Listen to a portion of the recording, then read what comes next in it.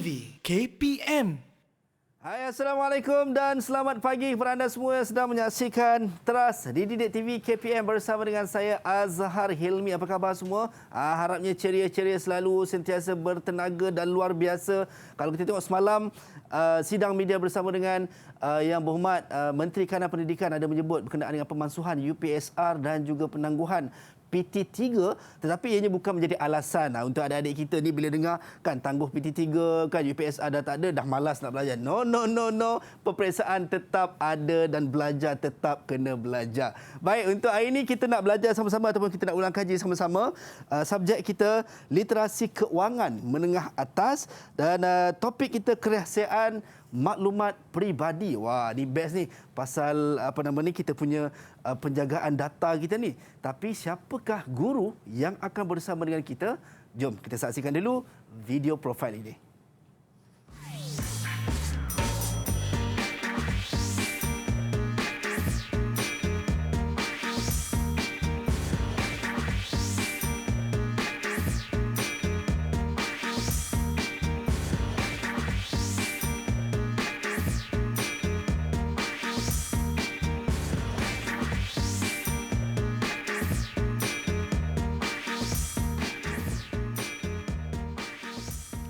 Itu dia, kita bersama dengan Cikgu Rohani Jusoh. Assalamualaikum Cikgu. Salam. Apa khabar Cikgu, sihat Cikgu? Alhamdulillah sihat. Itu dia Cikgu Rohani Jusoh, penolong kanan petang SMK Bandar Baru Sentul, dan dikatakan difahamkan Cikgu baru saja berpindah ke SMK Bandar Baru Sentul dan dinaikkan pangkat. Tahniah Cikgu. Daripada kami di Didik TV untuk Cikgu. Baik, Cikgu, seperti biasa Cikgu, kita masih dalam fasa pandemik COVID-19. Kita nak kena budayakan norma baharu. So kita menjaga penjarakan fizikal sekurang-kurangnya 1 meter, memakai pelitup muka dan juga kita ada gel pembasmi kuman ataupun hand sanitizer. So kita nak kenakan dulu Cikgu. Silakan Cikgu. Baik, itu dia. So kepada anda, boleh gunakan hand sanitizer ataupun kalau di rumah boleh gunakan air dan juga sabun untuk menjaga kebersihan diri kita. Ini sama-sama penting sebab kita nak menghentikan penularan wabak COVID-19. Baik, kita dah pun sanitize tangan kita Cikgu, so kita boleh buka pelitup muka. Okey, itu dia. Alamat tersangkut pula. Okey. Baik, kepada anda yang mungkin ada kes, so boleh gunakan kes seperti Cikgu. Kalau tidak ada, boleh sahaja lipat dan masukkan dalam saku. Yang penting jangan buang merata-rata. Kan, sebab kita dah ada kuman, bakteria dan sebagainya Cikgu, so nak kena jaga elok-elok. Baik Cikgu, kita takkan berdua je Cikgu. Untuk topik ni saya nak bawa rakan-rakan kita daripada SMK Batu Muda. Ini pelajar-pelajar Cikgu juga. Ya, bekas anak murid saya. Bekas anak murid Cikgu dan masih jugalah anak murid sampai sekarang. Ini belajar juga dengan Cikgu Rohani Jusoh. So kita nak persilakan rakan-rakan kita untuk masuk ke studio secara virtual. Assalamualaikum, apa khabar? Boleh unmute anda punya mic, kita nak dengar suara sikit. Waalaikumsalam. Alhamdulillah. Sihat ke semua? Sihat Sihat. Pagi tadi sahur tak? Sahur. Baik, Cikgu, kita nak berkenalan-kenalan dengan pelajar-pelajar kita pada pagi ini.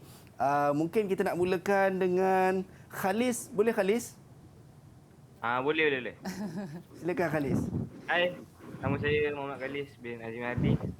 Saya dari sekolah SMK Batu Muda.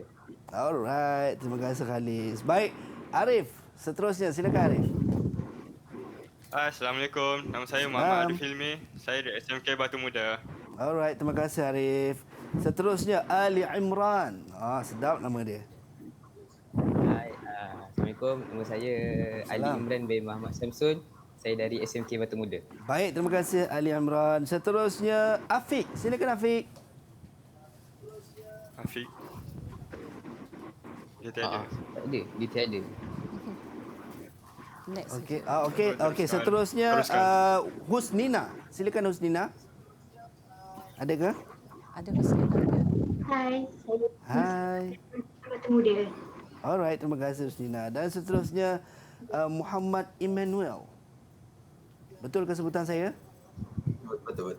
Okey, silakan. Hai, Assalamualaikum. Nama saya Muhammad Emmanuel Ibn Syawal bin Azman dan saya dari SMK Batu Muda. Alright, terima kasih. So, semua pelajar-pelajar kita nampak luar biasa, nampak cergas hari ini nak bersama-sama untuk nak belajar literasi keuangan menengah atas untuk kerahsiaan maklumat peribadi. Tapi sebelum tu cikgu, kita nak maklumkan juga yang mana sambutan Hari Guru pada tahun ini, kita Road to Hari Guru 16 Mei yang mana temanya berguru demi ilmu, bina generasi baharu, #Terima kasih cikgu. Dan di Didik TV kita mendapat kiriman ucapan Hari Guru dari pelajar-pelajar seluruh negara kita secara fizikal dan juga secara ikat. So sekarang ni itu dia. Secara ikat daripada Muhammad Adam Luqman bin Ahmad Sujak, katanya cikgu cemerlang, murid penyayang. Terima kasih cikgu kerana mendidik saya. Itu dia. Terima kasih kepada Adam atas kiriman ikat itu tadi. Walau bukan Hari Guru pun kita nak kena sentiasalah kan menghormati guru kita di mana sahaja, bila-bila masa. Baik cikgu. Bila sebut pasal literasi keuangan dan khususnya berkenaan dengan kerahsiaan maklumat peribadi, sebenarnya apa yang kita nak belajar cikgu ni? Okey, terima kasih. Mungkin secara umumnya cikgu. Ya, secara umumlah. Okey, baik. Untuk pengetahuan semualah kan, sebab ramai juga yang bertanya, adakah literasi keuangan ini adalah satu mata pelajaran? Sebenarnya literasi keuangan dia adalah satu elemen merentas kurikulum. Bermakna dia berada dalam mata pelajaran lain. Contoh dalam bahasa Melayu ada, dalam kalau mata pelajaran teras ada ekonomi, dalam perniagaan pun ada. Macam tu. Maksudnya dia bukan spesifik kepada satu-satu subjek sahajalah.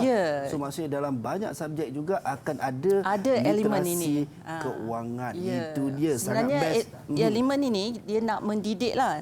Untuk mendidik anak-anak yang masih di peringkat awal ni dengan nilai-nilai yang baiklah tentang literasi keuangan. Itu dia. Baik, itu kata cikgu. Kita nak dengar pula apa kata pandangan pelajar-pelajar kita berkenaan dengan literasi keuangan. Jom kita saksikan video ini. Pada pandangan saya amat bersetuju dengan idea untuk mengintegrasikan literasi kewangan dalam subjek di peringkat sekolah menengah, kerana pada masa kini kita dapat lihat beban kewangan dalam kalangan belia muda yang baru cecahan dalam 20 tahun dan ke atas, banyak yang sudah pun ada yang bankrupt dan juga muflis kerana tidak pandai untuk mengurus kewangan. Jadinya sekiranya literasi kewangan ini didedahkan pada bangku sekolah lagi, sama ada sekolah rendah ataupun menengah, ianya merupakan tindakan yang sangat bijak dan terbaik di peringkat terutamanya di negara kita di Malaysia ini. Subjek pengurusan kewangan ni atau literasi kewangan ni patut diperkenalkan di kalangan murid-murid daripada peringkat awal supaya murid-murid celik tentang pengurusan kewangan dari peringkat awal lah. Jadi diorang dapat menguruskan kewangan mereka dengan lebih sistematik dan lebih terjaga. Berkenaan dengan literasi kewangan, untuk pemahaman saya, literasi kewangan ni lebih kepada macam mana nak uruskan dari segi mudah, bahasa mudahnya duit. Dari segi duit macam mana benda tu, kalau kita sedia maklum, kita yang dah dewasa ni pun sangat ada yang bermasalah dari segi pengurusan duit itu sendiri. Jadi kalau ikut kepada pengenalan literasi kewangan kepada murid ataupun di dalam dasar pendidikan, benda ni kira secara mudahnya sangat perlu. Itu dia pandangan pelajar-pelajar kita berkenaan dengan literasi kewangan. Dan rata-rata sebenarnya semua seronok cikgu dengan literasi kewangan. Tambah-tambah dia juga bagus untuk diri kita, tambah ialah pengurusan kewangannya, ada pasal menjaga kerahsiaan maklumat peribadi. Kita nak tanya juga cikgu, saya rasa zaman saya belajar dulu tak ada tau literasi keuangan ni. Tambah-tambah kalau topik kerahsiaan maklumat peribadi, sebenarnya bila diperkenalkan cikgu literasi keuangan ni? Kalau ikutkan kita kurikulum merentas kurikulum ni untuk literasi keuangan dah dimulakan semenjak tahun 2017. Masa tu Azhar dah Saya Sekolah. waktu tu dah habis dah cikgu. Dah habis sekolah. Dah habis Itulah sekolah, tak cikgu. sempat. Itu dia. So itu antara seronoknya pelajar-pelajar sekarang sebab banyak subjek-subjek ataupun perkara-perkara yang dah dimasukkan untuk semua dapat absorb dan juga semua dapat belajar. Ini antaranya 1 daripada 10 elemen merentas kurikulum cikgu. Ya, betul. Baik cikgu, kita nak mulakan. Saya pun tak sabar sebenarnya nak tahu berkenaan dengan kerahsiaan maklumat peribadi ni cikgu. Silakan cikgu. Okey. Ini Yap. untuk tajuk kita pada hari ini lah, kerahsiaan maklumat Yap. peribadi. Okey. Baik. Kita ada satu teaser Yap. daripada Jabatan Perlindungan Data Peribadi. Kita tengok teaser ni dulu Okey. sebelum kita perkenalkan. Baik, jom sama-sama kita saksikan video ini.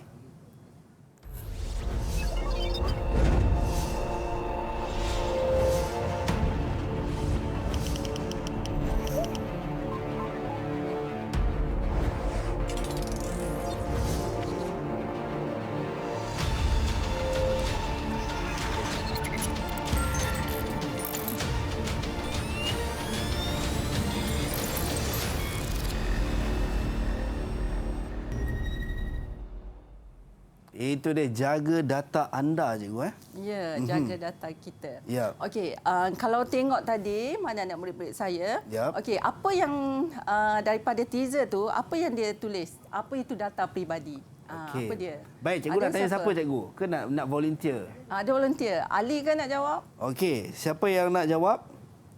Cikgu macam mention nama Ali tadi. Ali. Ali Imran. Silakan Ali Imran.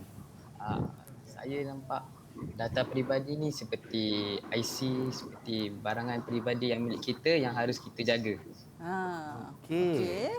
Itu ada ditulis tadi kan? Okey. Jadi kalau secara definasilah apa itu maklumat ataupun data peribadi, sebenarnya dia ni maklumat ni adalah maklumat yang digunakan dalam urus niaga komersial yang berhubungan secara langsung atau tidak langsung dengan seseorang. Contoh seperti yang dinyatakan tadi, butiran dalam kad pengenalan kita.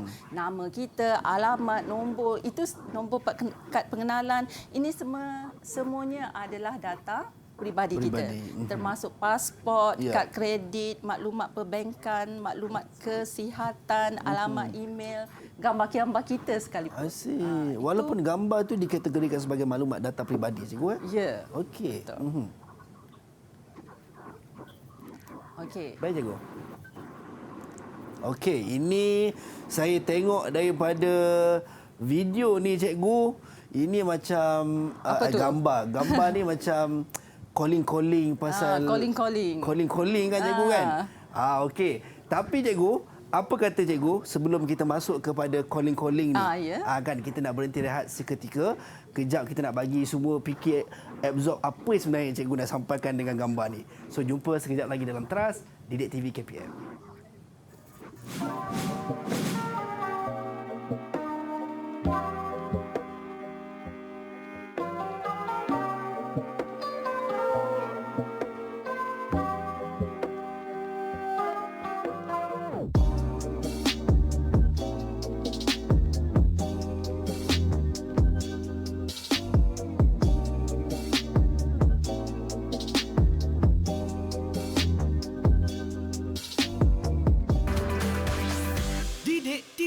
KPM.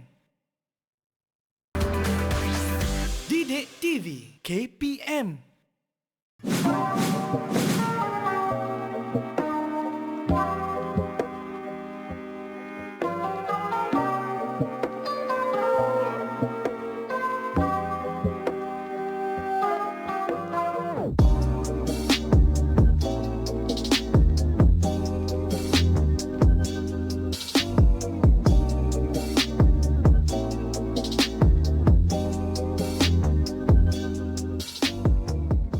Baik, kembali dalam Teras di Didik TV KPM.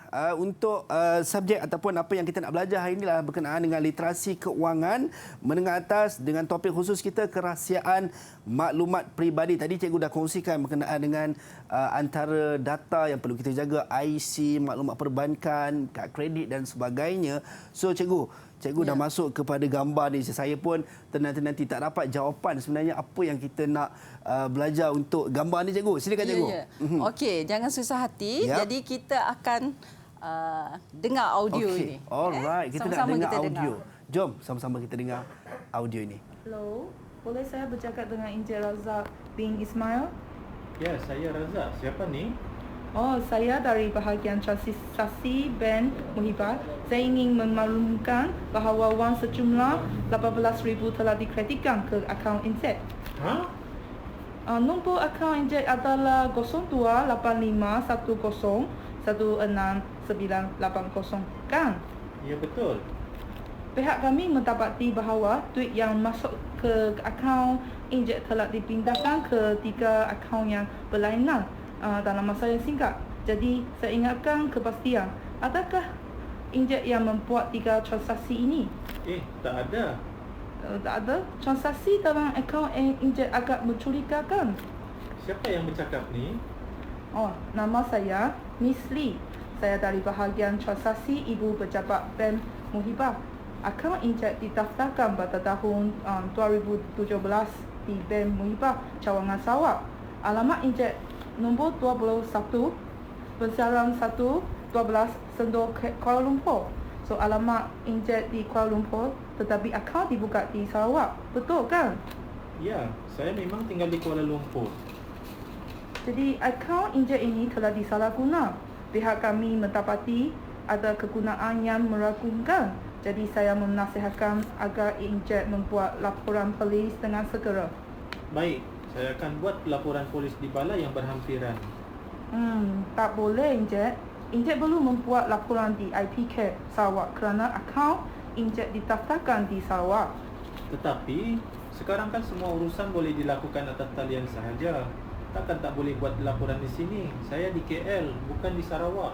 Ya, Encik. Tapi Encik perlu membuat laporan dengan segera. Pihak kami perlukan laporan sebelum akaun ini ditangguh dan dibatalkan kerana akaun Encik ini telah disalahguna.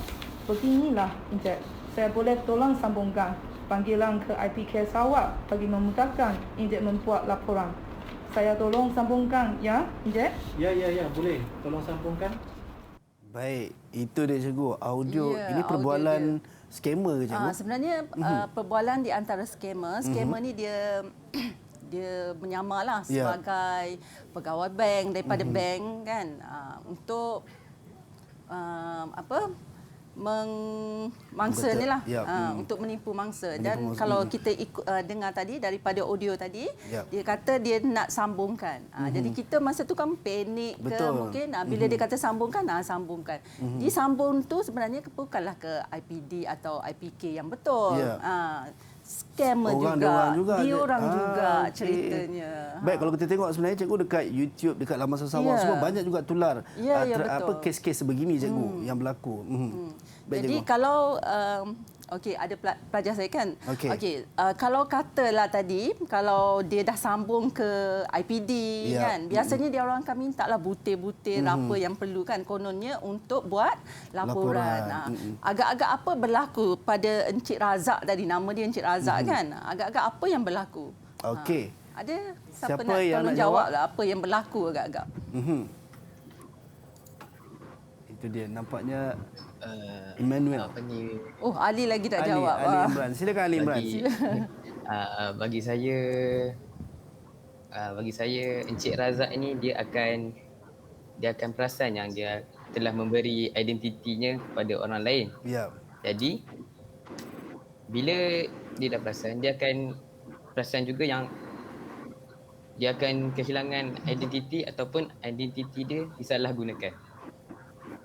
Okey, boleh. Maknanya selepas itulah mungkin dia dah bagi semua ke, nanti tiba-tiba mungkinlah duit dalam bank kurang. Sebab mungkin dia share nombor akaun, dia share nombor dia punya IC. Dia punya semualah maklumat tu dah ada, jadi dia orang senang untuk scam dia. Ataupun ada pandangan lain? Ada pandangan Siapa lain yang tak? ada pandangan lain yang mungkin berbeza dengan Ali Imran? Silakan. Saya. Okey, silakan. Arif. Jadi sewaktu dia buat panggilan tersebut, dia akan rasa sedar yang maklumat dia sudah diberikan kepada orang lain, jadi maka dia segera memutuskan panggilan tersebut. Ya, mungkin berlaku. Tapi ini contoh yang baiklah. Okey, terima kasih Arif. Maknanya ini satu contoh yang baiklah. Maknanya dia mungkin pada masa dia dah bagi, dia pun mungkin nak tengah pagi-pagi tu terfikir balik. Betul ke ni? Mungkin kan? Kalau dia sedar macam ni, baguslah. Maknanya maklumat dia tu tak sempat sampai. Masih selamat lagi. Selamatlah dia. So tindakan tadi, suggestion daripada Arif tadi, tindakan terus memutuskan talian. Letak saja. Baik, cikgu. Okey. Alright. Okey. Lepas seterusnya. Okey, bagaimana macam tadi individu yang mengalami kecurian identiti macam Encik Razak tadilah, dia mungkin akan terdedah kepada penyelewengan maklumat yang digunakan oleh pihak yang tidak bertanggungjawab. Terdedahlah sebab maklumat dia semua tahu, jadi senang orang nak gunakan identiti dia. Kalau macam ada maklumat bank, dia orang boleh keluarkan duit semua kan. Ataupun maklumat-maklumat lain yang boleh diguna pakai untuk diorang kepentingan mereka. Terutamanya nak dapatkan wang dengan cara yang mudah. Itu pentingnya kita melindungi data peribadi kita. Okey, dan perlu diingat mencuri maklumat peribadi merupakan satu jenayah. Itu dia, mencuri maklumat. Baik, bila cikgu mention berkenaan dengan maklumat dan data peribadi, saya nak tanya juga macam kita tadi cikgu ada mention di awal tadi berkenaan dengan gambar. Kan gambar adalah sebahagian ataupun salah satu daripada data peribadi ataupun maklumat peribadi. So bagaimana pula cikgu kalau dengan mereka-mereka ialah zaman sekarang ni semua nak suka update di media sosial. Saya suka update dekat Instagram, suka update dekat Facebook. So itu dikategorikan macam mana cikgu? Okey, sebenarnya banyak kes yang berlaku di mana kita menyiarkan gambar kita sebenarnya saja-saja suka-suka nak post kan dekat FB, dekat Instagram. Tapi tengoklah kadang-kadang kita selfie kan. Oh, di rumah banglo besar, selfie rumahku syurgaku. So orang tahu dah itu rumah kita kan. Ataupun ni selfie lagi dekat kereta mewah. Baru beli siap kereta. tunjuk nombor plate lagi cikgu. Ya, betul. Gini gitu. Kan. Ataupun kita pergi melancong. Selalu yang pergi melancong ambil gambar. Jadi orang dah kenal dia ni memang berpotensi untuk di scam lah. Jadi dia akan godam tau. Dia buat banyaklah dekat Instagram kan ada kita share, kita pergi mana, maklumat kita boleh dicari. Boleh dicari. Itu bahayanya kalau kita post gambar-gambar yang macam tu. Kadang-kadang kita memang suka tak boleh lari kan. Betul cikgu. Tapi kita simpan je lah gambar tu sebenarnya untuk kita sahaja. Bagi saya lah. Alright, itu dia. So apa yang cikgu nak kena fikir-fikir ataupun nak kena ingatlah lepas ni kan, kurangkan upload di media sosial gambar-gambar yang sensitif ataupun ada maklumat dan data peribadi. Baik, kita nak tanya juga rakan-rakan kita di Google Meet, akan adik-adik kita. So berkenaan dengan literasi keuangan kerahsiaan maklumat peribadi ni juga. So macam adik-adik kita sendirilah, kalau nak tanyalah pandangan mereka cikgu, kan boleh. Kalau adakah adik-adik ataupun rakan-rakan kita ni bersetuju dengan apa yang cikgu sampaikan dari sudut gambar? Saya kan nak percaya semua orang muda suka nak upload. Kan, nak muat naik dekat media sosial. Tambah-tambah sekarang ni macam-macam ada kan. Macam cikgu cakap tadilah, ada orang kata tu satu achievement. Kan nak upload apa yang dia dapat, contoh first gaji, nak beli tu, nak beli ni. So siapa yang nak kongsikan dengan saya dan cikgu di sini pandangan anda berkenaan dengan situasi itu ataupun situasi ini? Ada tak? Siapa yang nak kongsi? Okey. Emmanuel, silakan.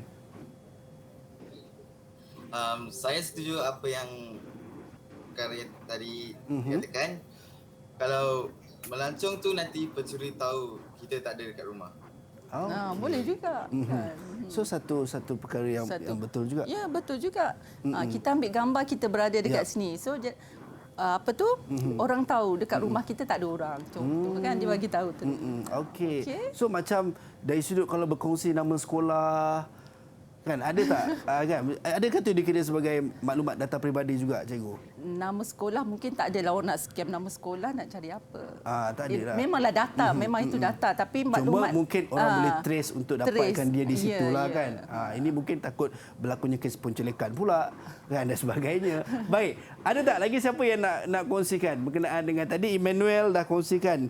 Antaranya adalah dia tahu tak ada di rumah. Tambah-tambah kalau musim perayaan sebelum ni lah. Ni fasa pandemik tak boleh nak merentas negeri.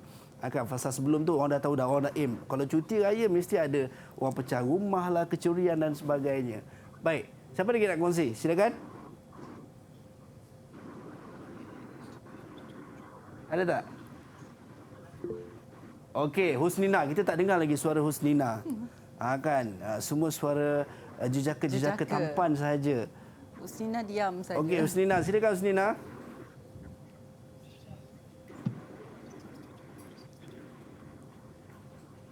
Pandangan Husnina sendirilah berkenaan dengan apa yang cikgu kongsikan tadi. Kan, kita kadang-kadang kita rasa anak muda kadang rasa macam satu benda kekangan pula. Alah, sebenarnya orang tu jealous je kan. Tak bagi upload sebab jealous lah tu kan.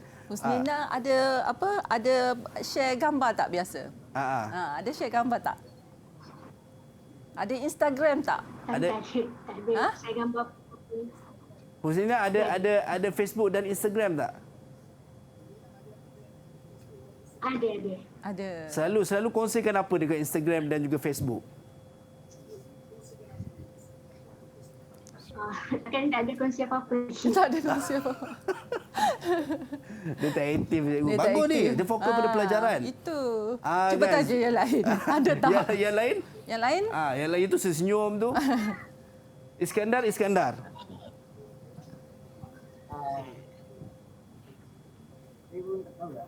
Iskandar Hamdan tu.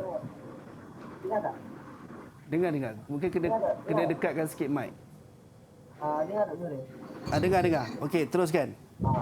Ada kongsi gambar. Saya macam Muslim juga, tak aktif sangat dalam media sosial ni. Okey, bagus ni. Bagus Jarang lah. kita jumpa kan. Pelajar-pelajar cikgu SMK Batu Muda ni. Alright, baik cikgu. Itu antara pandangan-pandangan rakan-rakan kita ataupun adik-adik kita dan juga apa yang dikongsikan oleh cikgu, dikuatkan lagi oleh mereka berkenaan dengan data yang dikongsikan. Sebenarnya kita kena hati-hati sebab banyak kemudaratan yang akan berlaku sekiranya kita ambil sambil lewa. Baik cikgu, kita nak berhenti rehat seketika.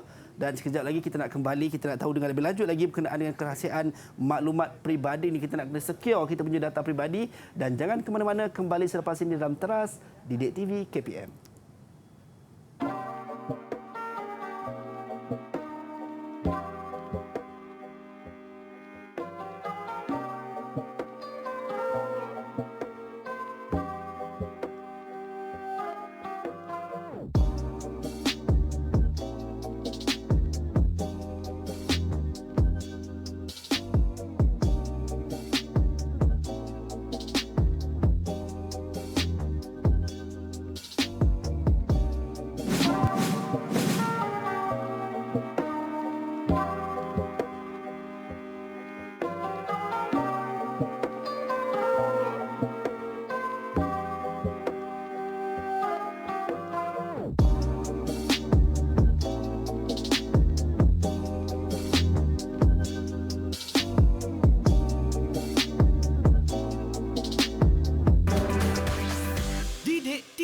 KPM. Didik TV KPM.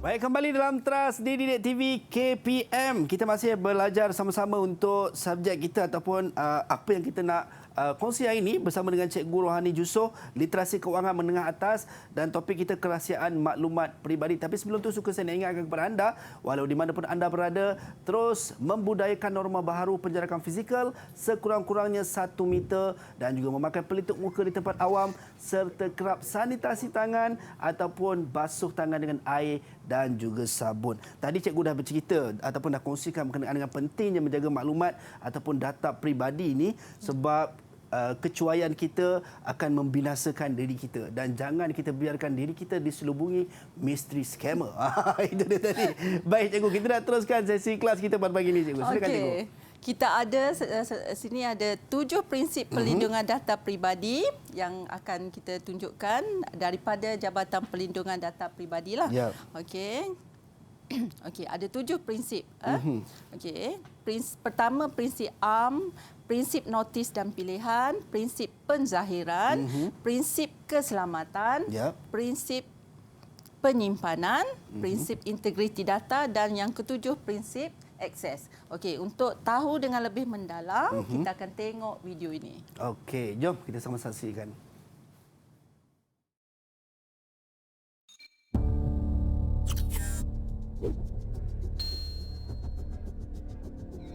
Akta Perlindungan Data Peribadi APDP mengandungi 7 prinsip yang wajib dipatuhi demi menjaga keutuhan data peribadi. Pertama, prinsip am. Pengguna data tidak dibenarkan memproses data peribadi seseorang tanpa kebenaran. Data peribadi perlu dikutip untuk tujuan sah atas kebenaran individu mencukupi dan tidak berlebihan. Kedua, prinsip notis dan pilihan. Pengguna data mesti memaklumkan terlebih dahulu akan tujuan pengambilan sesuatu data peribadi. Ketiga, prinsip penzahiran. Pengguna data perlu memaklumkan tujuan data peribadi seseorang itu diambil dan hendak dizahirkan. Keempat, prinsip keselamatan. Pengguna data perlu mengambil langkah-langkah perlu agar data peribadi selamat, tidak diubah suai, disalahguna atau diberi kepada pihak tidak berkenaan. Kelima, prinsip penyimpanan. Data peribadi tidak disimpan melebihi tempoh masa yang diperlukan. Keenam, prinsip integriti data. Data peribadi sedia ada mesti tepat, lengkap, terkini dan tidak mengelirukan serta menepati tujuan data itu disimpan atau diproses. Dan terakhir, prinsip akses. Pengguna data mesti memberi hak mengakses kepada subjek data sekiranya mereka ingin meminda, membetulkan atau membatalkan data peribadinya. Selagi prinsip ini dipatuhi, keselamatan data peribadi anda pasti terjamin.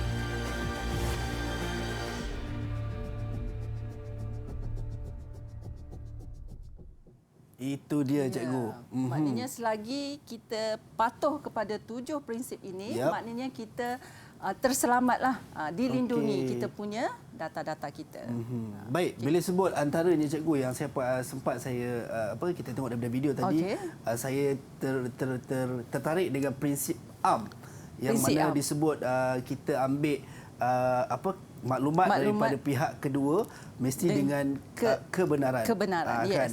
Dan saya teringat ada satu cerita yang mana anak ni dia ambil maklumat data peribadi mak dia ataupun ayah dia kalau tak silap untuk beli games tanpa pengetahuan. Itu pun dikira sebagai curi maklumat peribadi lah cikgu kan? Ya. Ada tak kat sini siapa yang pernah buat macam tu? Tu senyum tu macam pernah buat je. Tambah sekali game-game online cikgu banyak kan yang memerlukan duit untuk beli skin lah, beli weapon dan sebagainya. So ada tak sini yang pernah buat macam tu? Ada tak? Oh, ada yang angkat tangan. Ada. Oh, ramai. So, ada pun. mulai sekarang jangan lagi buat macam tu. Sebab itu salah juga. Masalah. Atau mungkin diorang ni ambil kad kredit mak ayah ke untuk beli ke macam mana tu? Rasanya kad kredit mak ayah lah kot kan. Kad kredit ataupun kad debit mak ayah, betul tak? Tanpa kebenaran. Tanpa kebenaran. Walaupun mak ayah sendiri, tetapi bila tanpa kebenaran tetap tak boleh. Ya, kena minta kebenaran. Sebab dikira mencuri maklumat peribadi, tambah-tambah takut pula nanti bila dah terdedah pula kepada orang lain, digunakan oleh pihak yang ketiga, pihak keempat dan seterusnya lah. Itu cikgu yang kita takut kan. Ya. Baik, kita nak teruskan cikgu. Okey. Okey. Ni di antara taktik lah, taktik penjenayah. Macam mana dia nak curi kita punya maklumat data kita. Pertamanya ini ada 4 lah saya tulis kongsikan 4 modus operandi dia. Okey, satu dengan pengkodaman lah. Kita tahu sekarang ni kan zaman internet semua kan, senang untuk dikodam.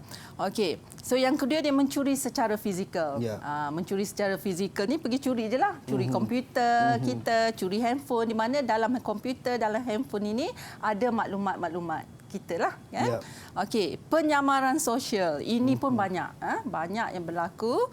Penyamaran sosial iaitu penyamaran melalui telefon, email dan bersemuka. Ada juga yang bersemuka lah kan. Yang email, yang telefon tadi macam contoh yang Encik Razak tadi lah. Penyamaran kan. Itu penyamaran sosial juga. Sosial. Banyak yang hari itu saya berkesempatan juga berjumpa dengan salah seorang pegawai polis. Dia beritahu banyak juga yang scam, love scam. Banyak kes love scam. Ini lebih menjurus kepada golongan wanita ataupun golongan lelaki? Wanita yang banyak, lelaki pun ada dia kata. Tetapi biasanya wanita lah, wanita yang berduit biasanya yang kena, yang kesunyian ceritanya. Okey, yang keempat kita ada pelantar sosial media memanipulasi maklumat laman sesawan sosial media. Yang ni dia daripada tadilah yang Insta kita, daripada FB kita, dia buat manipulasi pula, menyamar. Penyamaran. Boleh juga. Bila sebut pasal penyamaran sosial, nak tanya juga ni dekat adik-adik kita, ada tak yang pernah ada pengalaman menyamar? Tambah kalau dalam zaman dulu tu guna portal chatting kan. Nama Ahmad tukar jadi Tengku Afif Iskandar gitu. Ada yang pernah buat macam tu ke? Tak pernah. Tak pernah. Semua jujur. Ini budak baik. Semua gentle tak? Semua percaya dengan diri sendiri, cikgu. Tak perlu jadi orang lain. Tak perlu jadi orang lain dan tak perlu nak acah-acah bekerja dekat Megah Holdings. Baik, cikgu. Kita teruskan, cikgu. Okey, kita ada ini antaralah yang sempat saya ambil. Ini agak lama jugalah, pada 12 April 2018 dalam Berita Harian. Macau scam menyamar pegawai KKM ataupun polis. Macam tadilah banyak sangat kes ini di negara kita pun. Dan kalau kita tengok sampai ke hari ini, isu ni masih disebut-sebut dan juga banyak berlarutan. Lagi. Walaupun maknanya masyarakat kita ni macam tak pernah nak belajar lah. Banyak dah yang kena, ramai yang kena kan. Tapi still ada lagi yang terpedaya. Macam tu kan. Itu dia. Okey. Remaja sasaran terkini skamer. Ini pun salah satunya. Dah remaja, tapi kalau ikut yang petikan yang ditulis oleh Dr. Muhyiddin Arifin ni lah kan, dalam ni dia kata ini contoh dekat luar negara.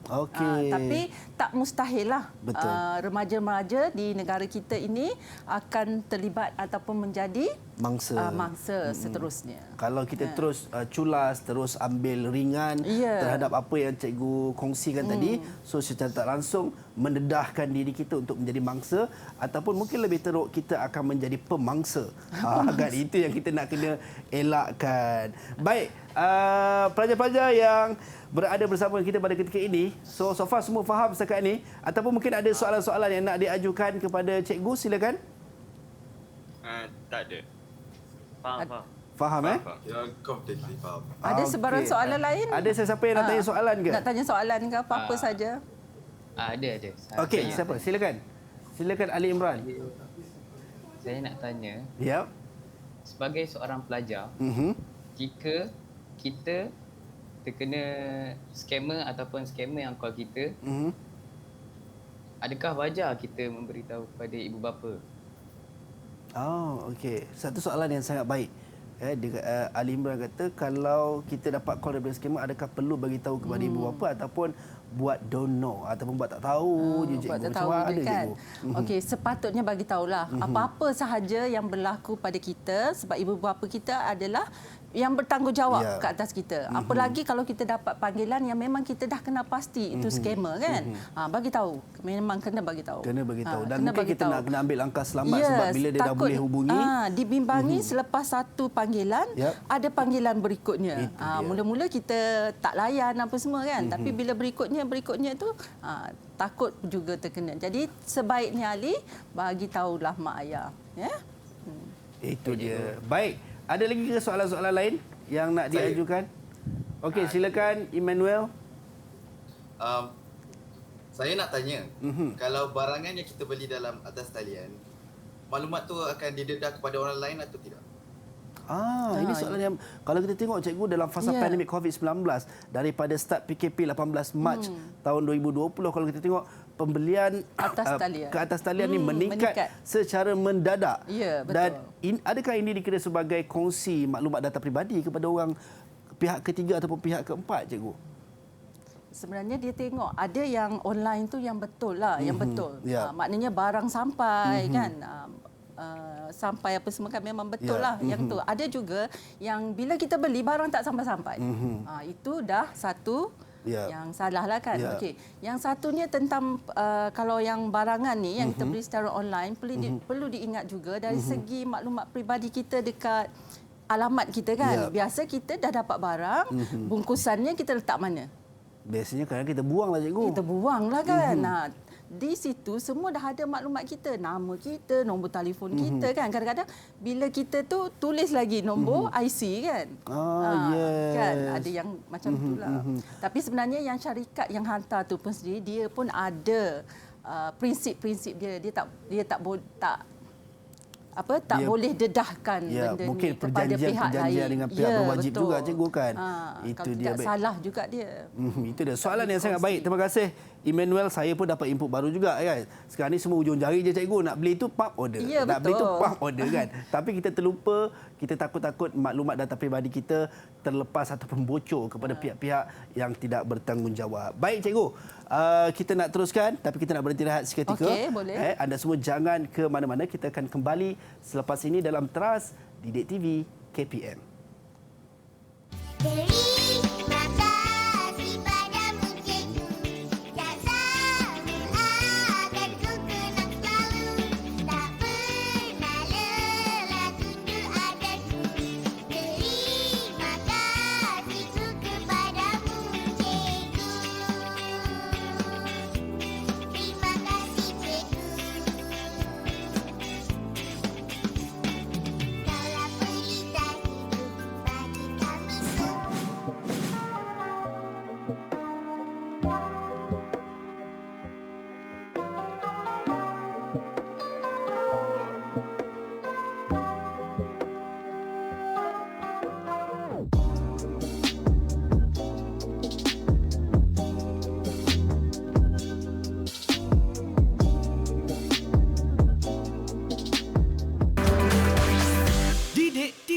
KPM.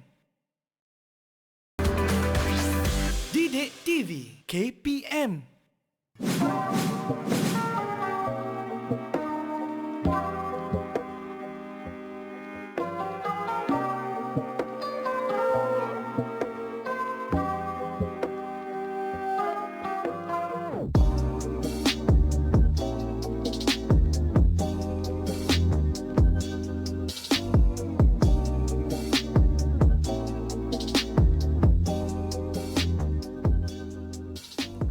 Kembali dalam Teras di Didik TV KPM bersama dengan saya Azhar Hilmi. Baik, tadi cikgu dah kongsikan berkenaan dengan 4 modus operandi yang mana godam, ada curi secara fizikal, penyamaran sosial dan juga pelantar sosial media. Ini untuk kita belajar, bukan untuk kita buat, tapi untuk kita tahu dan kita elakkan daripada terjadi ataupun menjadi mangsa kepada pihak-pihak yang tidak bertanggungjawab. Baik, cikgu.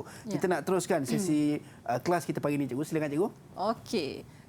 Sekarang ni kita nak tengok jika anda menjadi mangsa, apa nak buat? Dah jadi mangsa sekarang, apa nak buat? Macam contoh jadi mangsa, kita sedar tu katakan kita dapat bil kad kredit kita. Kita tak beli. Tak beli pun barang tu, tiba-tiba bil kita dah sampai had maksimum dah. Maknanya itu kita telah mengalami ataupun menjadi mangsa kecurian identiti. Okey. So kalau dah jadi macam tu, itu salah satu contohlah cikgu bagi kan. Okey, kalau jadi macam tu apa yang perlu kita buat? Okey. So di sini laporkan kecurian identiti di Bank Negara Malaysia melalui saluran-saluran dia. Kalau tengok di sini, Bank Negara Malaysia dia ada 4 lah cara nak hubungi. Hubungi nombor dia. Okey, dah tertera dekat situ kan. Nombor fax pun dah ada. SMS ke 15888. Ada BNM tanya. Dan kita juga boleh email. Okey. Itu ini satu. Satu lagi kita boleh ini sekiranya insiden yang melibatkan jenayah cyber. Macam yang scammer semua tadi kan jadi mangsa. So kita boleh juga salurkan melalui saluran yang ni hubungi 1300882999. Ataupun ada talian kecemasan 24 jam. Okey, dah tertera aplikasi mudah alih cyber 999, ada fax, ada SMS, ada email. Okey, banyak sebenarnya kita boleh salurkan. Mungkin kita je yang tak tahu kan nak ke mana kan. Okey. Okey, seterusnya kita ada saya kongsikan cara kita nak mengelak daripada kecurian maklumat. Yang ni mungkin boleh dipraktikkan lah. Antara dia saya bagi ada di sini 4 lah. Okey, pertama, tukar kata laluan dari semasa ke semasa. Kena sentiasa tukar. Tapi tukar-tukar tu kena ingat lah. Kan ada juga kita tukar dah lupa. Kan? So tukar dari semasa ke semasa lah tukar. Sebab orang biasa tahu kan. Tengok dah nampak. Nak boleh agak dah cikgu kan. Biasa anak murid saya dia selalu saya dah tahu nombor pun cikgu. Biasa letak nama, tahun kelahiran, nama, hari kelahiran. Ini jangan guna kata laluan yang mudah diteka. Biasa nombor tarikh lahir kan. Tarikh lahir, nama, lepas tu belakang tu tahun kelahiran dia 90 berapa, 2001 ke. Orang dah boleh teka. Tapi kalau letak yang susah pun problem juga, lupa. Itu masalah dia. Kena tukar. Okey, semak dan pastikan URL bukan laman sesawang palsu. Okey, ini kalau kita nak share lah, nak masukkan dalam URL tu pastikan dia betul lah dulu, baru kita boleh tu. Okey, maklumat dalam fail peribadi kita, terutamanya butiran akaun bank, kad kredit dan maklumat kesihatan. Yang ni kena jagalah. Itu dia antara cara-cara tips dia lah. Untuk kita elak daripada berlakunya kecurian maklumat, cikgu. Itu dia. Baik, kita sambut cikgu. Kita dah sampai ke penghujung ke macam mana? Itu dia, kita dah sampai ke penghujung. Tapi sebelum tu saya rasa saya apa yang untuk pengajaran hari ini lah, apa yang kita boleh dapat. Saya tanya pelajar lah, senang. Boleh cikgu. Ada tak nilai-nilai ke apa yang kita belajar sebenarnya hari ini selain pada kita kata kerahsia. Dah ada. Okey. Silakan Arif. So sepanjang pelajaran ni kita kenalah waspada. Macam contoh orang call kita sama ada jangan angkat ataupun report kepada ibu bapa. Ini bagi panggilan yang tidak dikenali lah kan. Betul. Okey. Itu dia. Okey, lain ada lagi? Ada siapa lagi nak kongsi? Saya. Okey, silakan Emmanuel. Bagi pengajaran yang saya tahu, jangan mudah percaya dengan kata-kata manis bagi love scam. Itu. Betul. Jangan mudah percaya dengan kata-kata manis daripada love scam. Baik. Ada lagi. Ali Imran, silakan Ali Imran. Lepas tu sebagai ni pula kalau kita pengguna telefon pintar, kita mendownload, memuat turun aplikasi Truecaller lah, macam pengesan scam ataupun tidak. Maknanya bila dia call kita tahulah dia scam ataupun tidak. Okey. Itu boleh dia. juga kita download Truecaller kan. Okey. So kalau ikutkan nilai-nilai yang boleh kita belajar lah pada hari ini, maknanya satunya betul juga dia orang kata jangan mudah percaya. Dan saya rasa satu lagi mungkin kita boleh katakan tidak lah, banyakkan kata tidak. Kalau on call ini tidak. Tak perlu angkat ke, sentiasa berwaspada. Okey. Berwaspada, berhati-hati dalam apa jua tindakan yang kita ambil lah. Itu dia. Baik, insya-Allah. Terima kasih banyak cikgu atas kata-kata akhir tadi, dan sekaligus sebenarnya kita semua nak kena sentiasa menjaga maklumat data peribadi kita seperti yang cikgu sampaikan tadi. Juga rakan-rakan kita sampaikan tadi, jangan mudah percaya, timbulkan rasa curiga dengan mereka-mereka yang kita tak kenal siapa mereka kan, di mana mereka berada. So insya-Allah untuk menjaga keselamatan diri kita juga. Baik, terima kasih sekali lagi Cikgu Rohani Jusoh, Penolong Kanan Petang Sekolah Menengah Kebangsaan Bandar Baru Sentul, dan juga terima kasih juga kepada rakan-rakan daripada SMK Batu Muda atas kesudian bersama kita pada pagi ini. Dan selepas ini anda semua jangan ke mana-mana kerana kita akan ada subjek sejarah menengah atas dan topik kita sistem persekutuan. Jumpa sekejap sahaja lagi. Jangan ke mana-mana. Assalamualaikum dan salam sejahtera. Tekankan di sini penipuan secara online semakin hari semakin menunjukkan peningkatan pada setiap hari dan juga setiap tahun, di mana kita dapat lihat penipuan secara online ini melibatkan penipuan secara seperti kes Makau Scam, scam dan juga maklumat-maklumat peribadi yang telah dihack melalui sistem perbankan dan juga daripada medium-medium seperti FB dan juga IG. Ini di mana kita daripada siasatan yang kita lakukan dan kita dapati kebanyakannya mangsa-mangsa ini tidak peka dengan keadaan sekeliling yang berlaku. Walaupun banyak maksudnya program-program pencegahan jenayah yang dilakukan oleh pihak kita, tetapi maklumat ini seakan-akan tidak sampai kepada masyarakat. Seperti contohnya Makau Scam, di mana Makau Scam ini biasanya suspek akan buat panggilan kepada mangsa, di mana suspek akan menyamar seperti daripada ibu pejabat polis PDRM dan meminta maklumat peribadi berkenaan dengan maklumat peribadi mangsa, di mana mangsa sendiri telah mendedahkan maklumat peribadi seperti maklumat IC number, akaun dan juga password.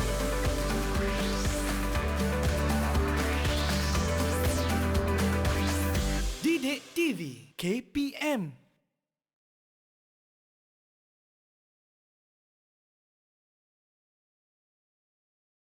Johor sekolah.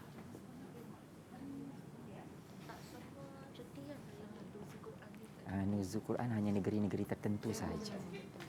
Halo, Assalamualaikum. Hello. Dengar.